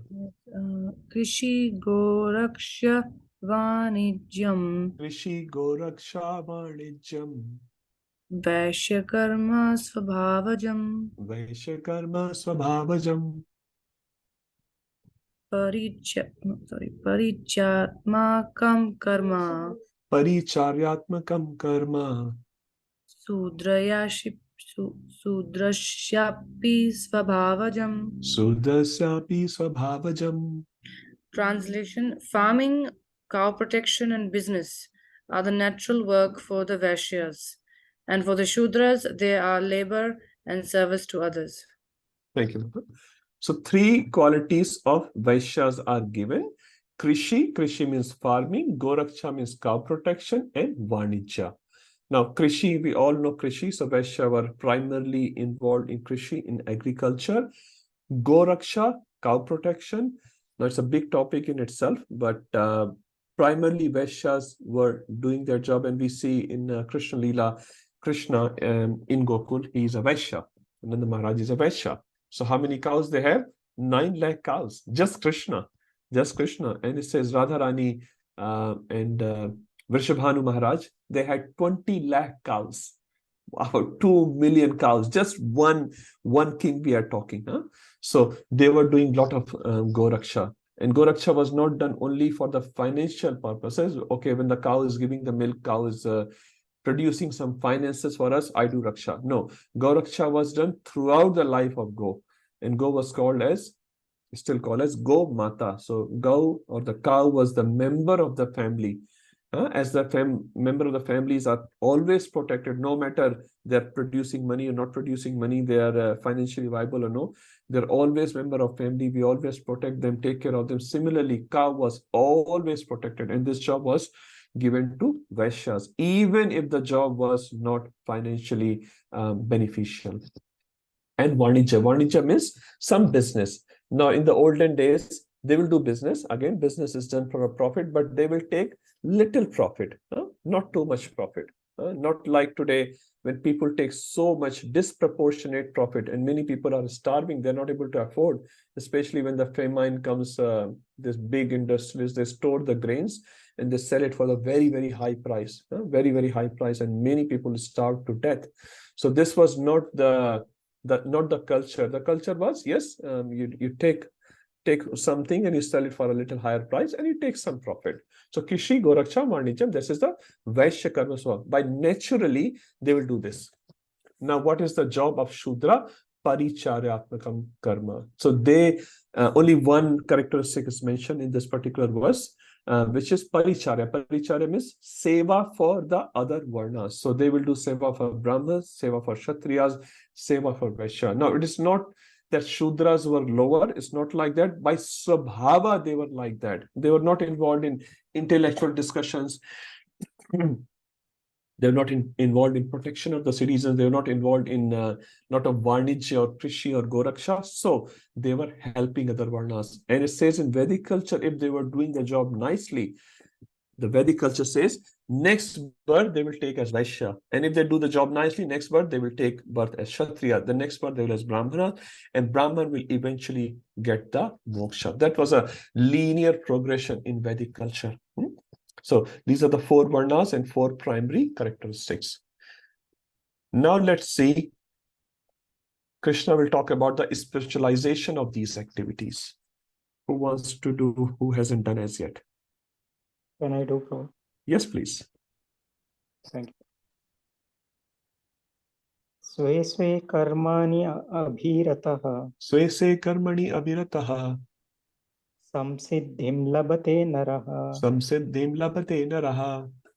Swakarma nirata siddhim. Swakarma nirataha siddhim. Yata vindati tashrunu. Yatha vindati tatshunu. By following his qualities of work, every man can become perfect. Now please hear from me how this can be done. Thank you, Prabhuji. So Swese Karmani Abhirata. Swese refers to his own. So whatever we have just described, his own prescribed duties based on different varnas. Swese Karmani Abhirata. If they are Abhirata, engaged in their own profession, which is born of their Swabhava, born of their nature, some Siddhim, they will achieve the Siddhi. They will achieve the perfection. And as I said, in the linear progression in Vedic culture, Siddhi was from Shudra to Vaishya, Vaishya to Kshatriya, Kshatriya to Brahmana, and Brahmana to Moksha. So this is called Siddhi. They are progressing in a linear fashion. Swakarnirata Siddhim Yatha Vindati. And how are you going to achieve it? Let me explain this to you. So the Krishna will explain in the next verse. Yes, Manmohan Prabhu. Hare Krishna, Prabhu. Hare Krishna. And just a question, if like Shudra was performing his duty very nicely and he starts worshipping the Lord, he would still have to go through, like, Yes. getting a birth in Yes. the next stage as a Vaishya and then Yes. progressing to the higher orders of life, or he would. Okay. So I will respond to that in the next verse, Prabhu. Thanks, Prabhu. I knew this question is going to come, which is a nice question. The very nice question.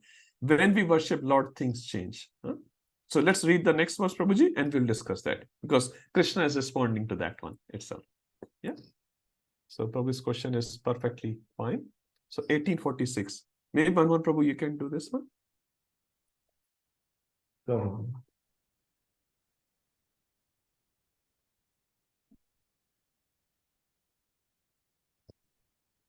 Yatha pravartir bhutanam Yataha pravrittir bhutanam yena sarvamidam tatam yena sarvam idam tatam swakarmana tam abhyachara swakarmanatam abhyarcha siddhim vindati manava. siddhim vindati manavaha. Translation: by worship of the Lord, who is the source of all beings and who is all pervading, a man can attain perfection through performing his own work. Thanks, Prabhuji. Thank you, Prabhuji. So, as you're asking, by worship of the Lord. So, this is what we are at this verse. It's a perfect verse. Okay, let's read the word. Yataha pravrittir bhutanam. So, bhutanam refers to bhuta, the jivas. Pravritti refers to emanation. So, yatha, from where the bhutas come? From where the bhutas come? We know aham sarvasya prabhu matta sarvam pravartate. So, we are all coming from the Lord. Yen sarvam idam tatam. And that Lord is sarvam idam tatam. Actually, he is not only the source of us, he is pervaded everywhere as well. Even today, so one is the source, one is the current. So source is like our parents are the source of our bodies, right? We all agree. But when the child is small, at least that time, parents provide everything for the child, isn't it? Little child, I'm remembering Janaki, for example, So parents and the grandparents providing all the facilities, whatever they can do best for the child, they provide everything. So it's not just the source, it's also the current one. The current facilities are provided by the Lord. So yata parvate bhutanam, so all the bhutas come from the Lord. Yena sarv, and that is all pervading Lord. Swakarmana tam. Tam refers to that Lord who has two qualities, which we read in line 1 and line 2. So abhyarcha. Abhyarcha means upasana karna. Worship that Lord who is the source and all-pervading Lord. How do you worship that Lord? Swakarmana. Swakarmana. So that Lord we worship by swakarma. Now in Hindi sometimes they say, na, karma hi puja hai. Work is worship. Now nowhere in Bhagavad Gita it is said like work is worship. Some speaker was saying if work was the worship, so donkey should be the best worshipper because donkey works the hardest. But donkey is not considered a devotee from any corner. He's doing his work, he's working very, very hard, and many people work like donkey. They're working like 17, 18 hours a day, every day for a long time. Bhagavad Gita is not recommending that. What Bhagavad Gita is recommending, the closest to that instrument, swakarmana tamabhya. From your work, you can worship him if you do work in devotion. If you don't do work in devotion, if devotion is completely separate from your work is only work, and you are getting bound in the cycle of action and reaction.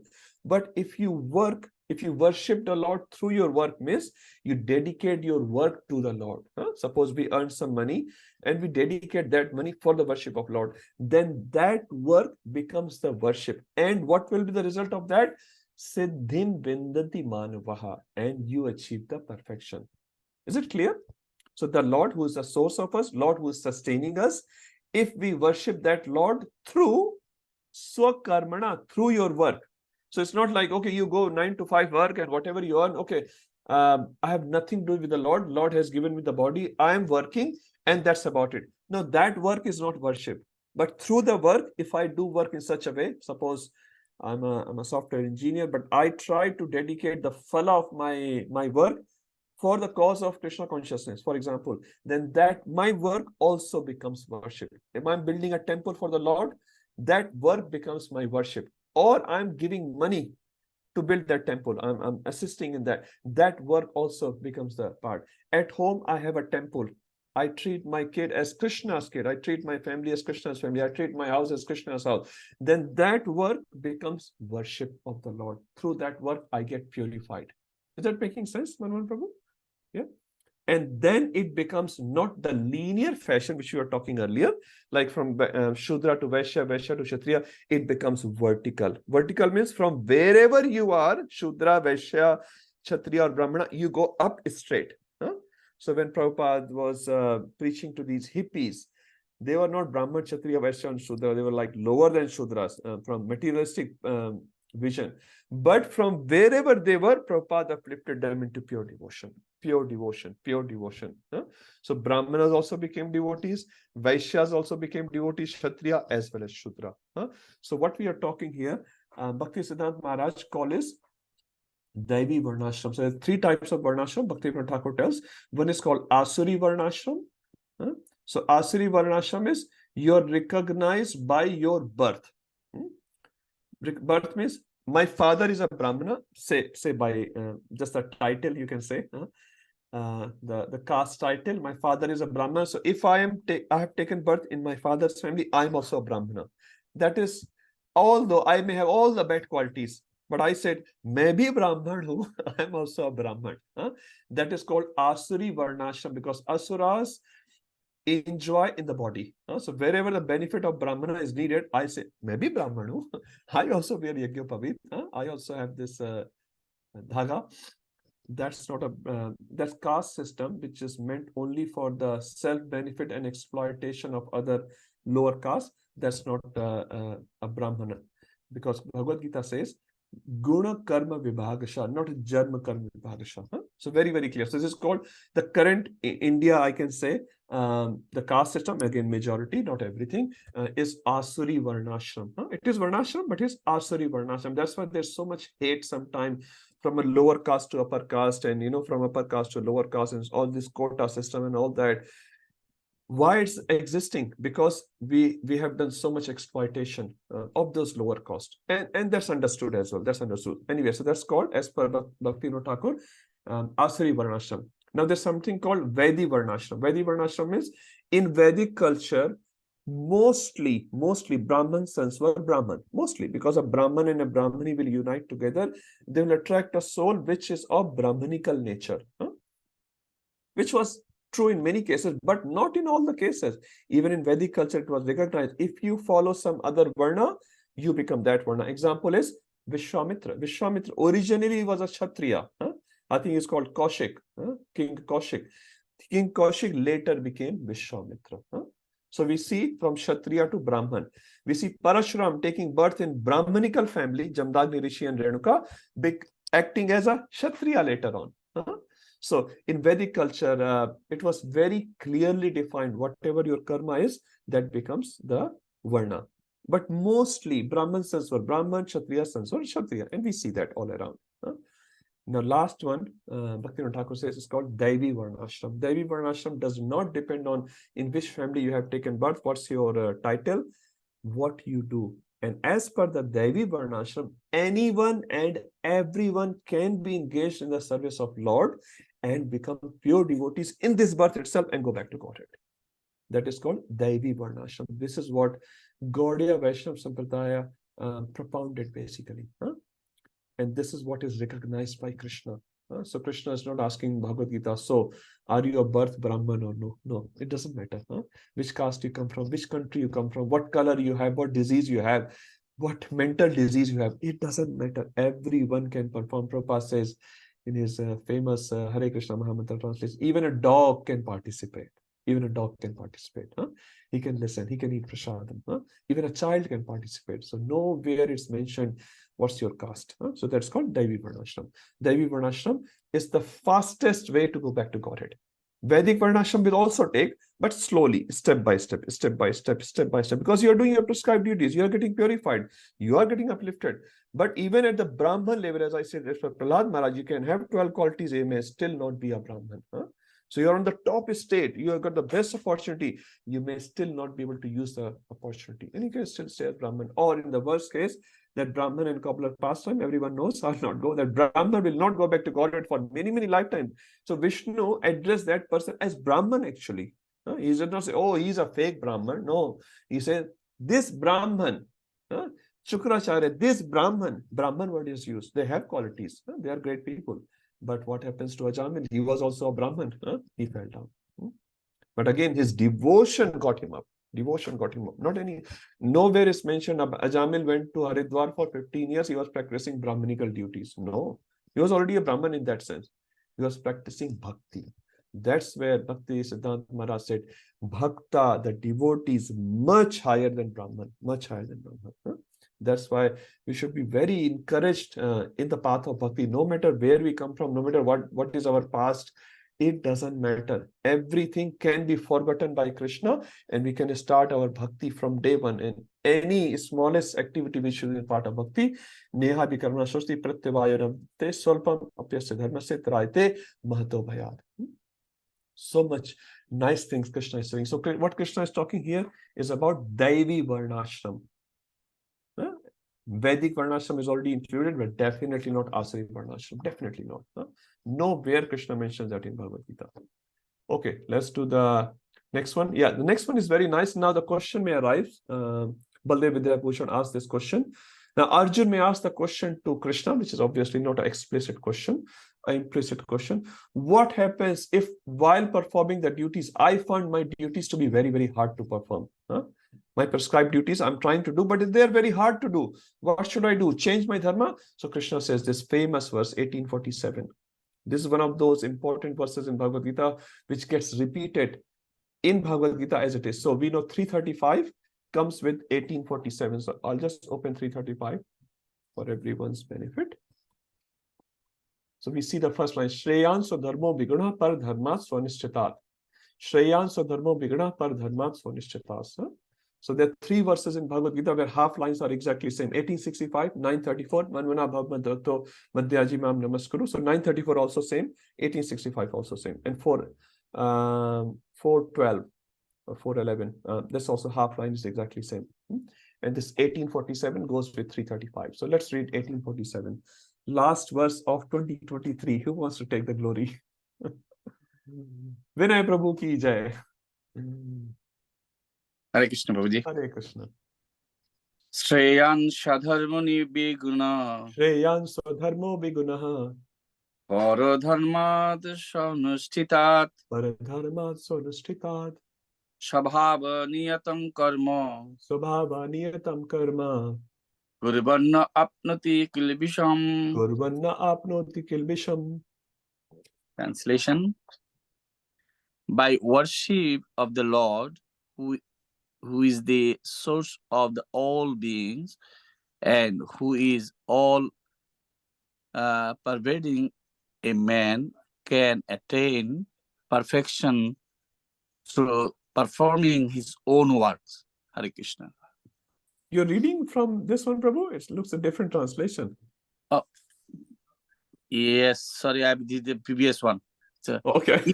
it is better to engage in one's own occupation, even though one may perform it imperfectly, than to accept another's occupation and perform it perfectly.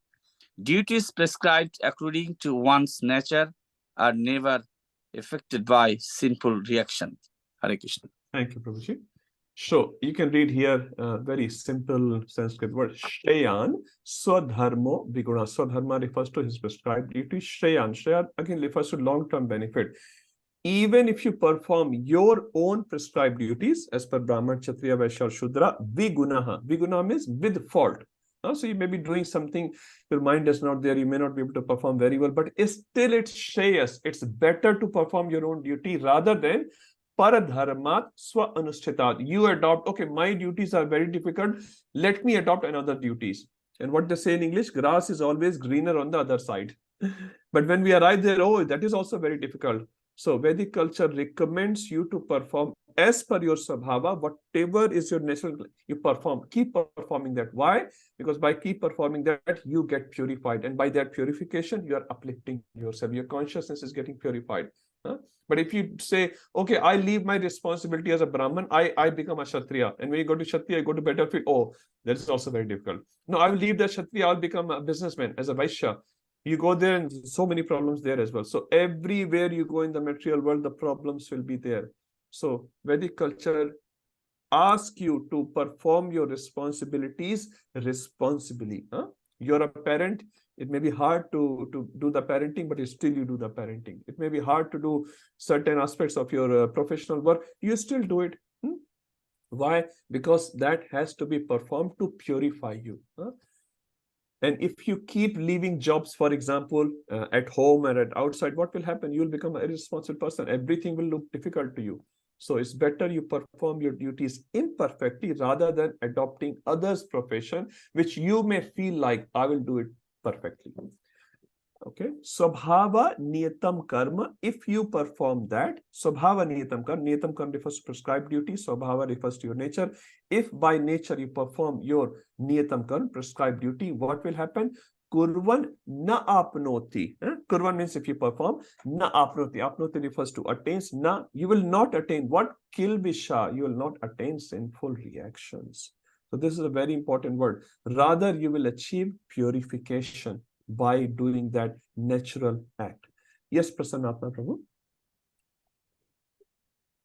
Yeah, I just wanted to know that. So, in like, if you're a devotee, so when you're engaged in different devotional service, so do we progressively go from a particular Varna to Vaishnava, pure goodness? Sorry, Prabhu, your voice is Or is it cutting. like So, you from Shudra to okay? What in devotional platform, Prabhuji, there is asking is no like Shudra, there is no Brahmana. There are Brahmanical activities, but okay. suppose you are cleaning Lord's toilet in the temple, for example, you are not a Shudra. Yeah. It may feel like activity, and that's why many times you say, oh, I'll give class, I'll do deity worship, but I'll not clean the toilet. Actually, you have not understood the devotional platform. Bhakti Siddhanta Maharaj said, and Bhaktivinoda Thakur as well, every devotional act is situated on a transcendental platform, whether it's cleaning the toilet or doing the deity worship. Now, not everyone can do deity worship, not everyone every time can do toilet cleaning. So that's different. But every activity in the temple or related to Lord, even if you're buying vegetables for Lord, you go to the market, you say, okay, how much is this aloo? And he says $2.50 a kilo. Arey yaar, $2 mein do. You do negotiation. You're trying to save some money for the Lord. They're all coming under devotional acts, which are on the transcendental level. Now, within that realm as well, some devotees will have inclination, say, for cooking. Some people will have inclination for reading Shastra. That can be there, but every activity is transcendental. And if you perform that activity for the pleasure of Lord, even it can look like a washing pot, for example. My Guru Maharaj said, a person who is washing pot for so many years, one day you will turn around, he's not there. Where is he? He's already there. He said that. So by washing pots for the Lord with the pure consciousness, you can go back to Godhead directly. There is no like jumping to next level or something. You are already on that level. It's a matter of accepting that seva for the Lord's pleasure, not for my pleasure, my glorification. Oh, I work so hard in the kitchen every week, 20 hours. No. Again, we are getting purified through that. Is that okay, bro?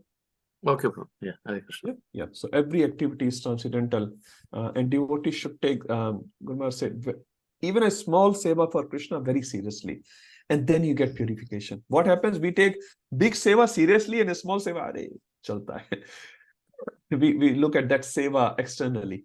Okay, I know it's 9:03. I'll do the last one because it's the last verse of this section. Then we start the Jnana section. 1848. Vijay Mataji, would you like to do one? After this, we'll obviously stop. Sahajam karma kaunteya. Sahajam karma kaunteya. Sadosham api natyajet. Sadosham api natyajet. Sarvarambha hi doshena. Sarvarambha hi doshena. Dhumenagnir iva vrita. Dhumenagnir iva vritaha. Every translation, every endeavor is covered by some fault, just as fire covered by smoke. Therefore, one should not give up the work born of his nature, O son of Kunti, even if such work is full of fault. Thank you, Mataji. So again, it's a continuation from the previous thought, which Krishna has expressed in 1847, that don't think about others' activity, even if you're performing your activity with some vigunaha, some fault. The next he says, Sahajam karma kaunteya. Sahajam means swabhavik karma, janma.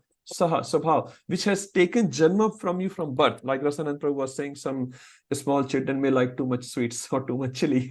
No one has to, this is just their sabhava, not right or wrong. It's just like they are.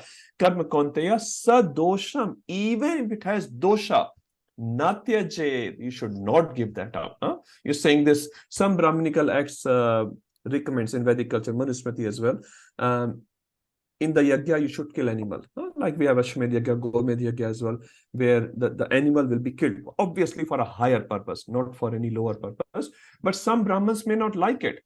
But what Vedic culture is saying, Natyajed, you should not give up that duty, although you may feel like it has dosha, it has faults. Very clear instruction of Krishna, very, very clear instruction of Krishna. Because Sarvarambha, all the activities, hi doshena, every activity has some sort of dosha. And he gives the analogy of dhume nagnir ivavrata. So Agni is fire, dhuma is smoke. When you lit a fire, Matajis who have worked in the old Indian kitchen, they will know when you put the wood or the koila, the coal, smoke comes out, and then they have to do hava. You remember Vijaya Mataji will do fanning and then the fire will come. But initially what comes out? Smoke, smoke, smoke. And smoke may fill up, it may irritate, and people will be disturbed. That's natural, but Mataji is not going to stop cooking just because the smoke is there. What she or he will do, that cook will do, he will ignite the fire nicely by fanning the fire more. And after a while, you will get the fire and then you can cook. So just because the smoke was there, if you quit cooking, you will not be able to take prasadam. So similarly, every activity will have some smoke. And we were talking in 1837 as well. Agre visham eva. Initially, it looked like Visha, but Pariname Amritopamam. Similarly, many activities we will go through in our life will look very difficult. But if we keep doing it perseveringly, again, under a nice Vedic umbrella, what will happen? You will attain the perfection of that work. Okay, I'll stop here.